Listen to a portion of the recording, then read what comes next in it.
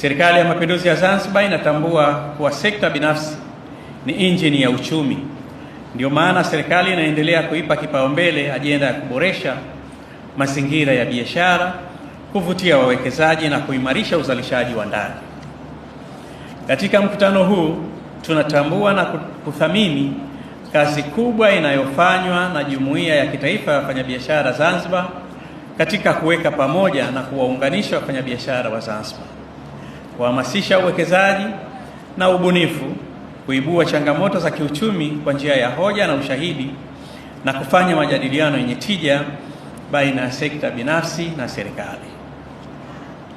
Ni ukweli usiopingika kwamba majukwaa ya majadiliano yanayosimamiwa na ZNCC yamekuwa chachu ya kuongeza uwajibikaji na taasisi za serikali na yamechangia kwa kiasi kikubwa kuboresha utendaji wa serikali katika utoaji wa huduma. Serikali inaamini kwamba kukua kwa biashara na uwekezaji katika mahala popote duniani hakuwezi kutenganishwa na uimarishaji wa miundombinu na utoaji wa huduma bora na za kisasa. Katika kulifikia lengo hilo, serikali kwa kushirikiana na sekta binafsi imefanya juhudi kubwa katika kipindi cha miaka mitano iliyopita. Juhudi hizo ni pamoja na kuimarisha sera nzuri za uwekezaji, kuboresha miundombinu, kurahisisha taratibu za usajili wa biashara na uwekezaji, na kulinda haki na maslahi ya wawekezaji. Ninayo furaha kusema hatua hizi zimezaa matunda. Takwimu za serikali zinaonyesha kwamba jumla ya miradi ya uwekezaji 588 yenye thamani ya dola za Kimarekani bilioni 6.9 imewekezwa hapa Zanzibar na kuzalisha ajira zaidi ya 28,695 kwa wazawa.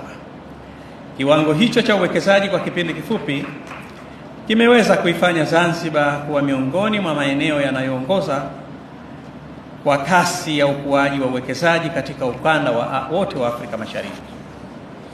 Na hapa napenda kurejea kauli ya Rais wa Jamhuri ya Rwanda, Mheshimiwa Paul Kagame, pale aliposema, na naomba kunukuu, uongozi mzuri na uwekezaji sahihi katika miundombinu huleta maendeleo endelevu, mwisho wa kunukuu.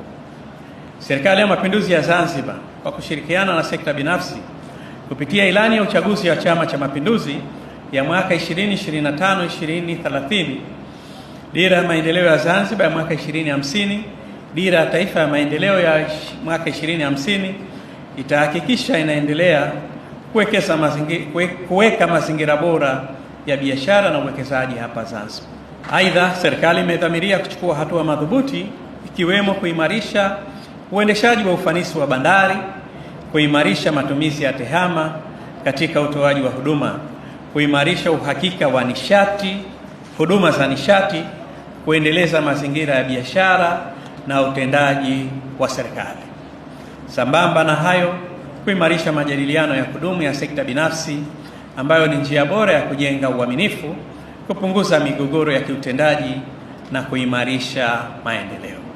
Napenda kutoa wito kwa sekta binafsi kuendelea kuwa mshirika wa serikali kwa kuwekeza katika uzalishaji na kuongeza thamani ya bidhaa, kuzingatia ubora wa bidhaa na huduma, kuajiri na kuwajengea uwezo vijana wetu na kulipa kodi kwa hiari na kwa wakati ili kuchangia maendeleo ya taifa letu. Serikali kwa upande wake itaendelea kuweka mazingira wezeshi kwa sekta binafsi ili ziweze kukua na kuchangia zaidi ukuaji wa uchumi wetu. Nitumie fursa hii kuwakumbusha wananchi wote kwa ujumla kuendelea kutunza amani na mshikamano wetu. Tutambue kwamba hakuna nchi inayoweza kuvutia wawekezaji au kukuza biashara bila kuwa na amani na utulivu. Ni wajibu wetu sote, serikali, sekta binafsi na wananchi wote, kulinda amani yetu, na wala tusikubali kutoa fursa kwa watu wachache wasioipendelea mema nchi yetu kuivuruga amani tulionayo.